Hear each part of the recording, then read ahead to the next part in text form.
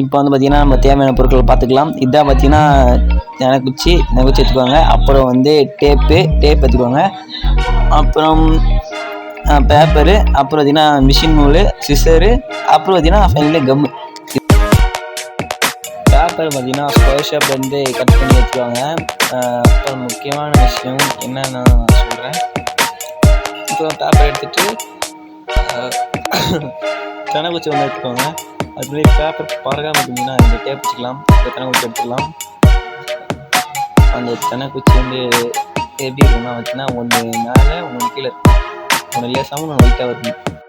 2 தெனக்குச்சி வந்து வச்சுன்னா எடுத்துகிட்டு வந்து சுற்றிக்கலாம். அப்புறம் பார்த்தீங்கன்னா நல்லா ஸ்ட்ராங்காக இருக்கும்.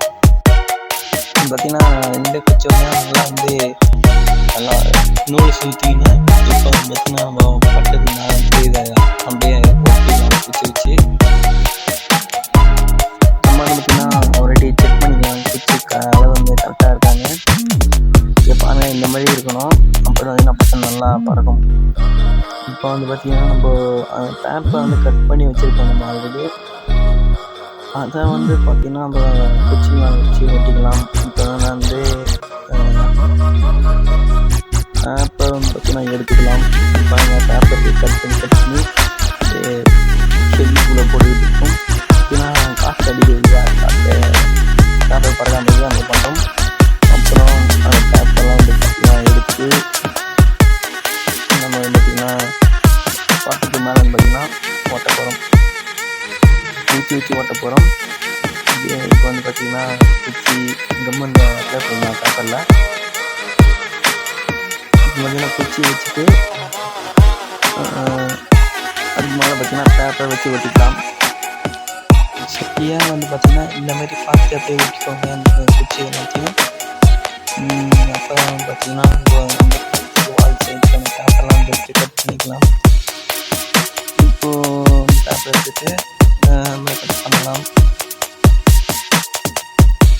ஓகே, இப்போ நம்ம வந்து 2 ஓட்டை வந்து போட்டுக்கலாம். பட்டது வந்து முடிச்சு கட்டுறதுக்கு மேலே ஒரு ஓட்டையும், இப்போ வந்து பார்த்திங்கன்னா கீழே ஒரு ஓட்டை போடுங்க. கரெக்டாக அந்த இடத்துல ஒரு ஓட்டை போடுங்க.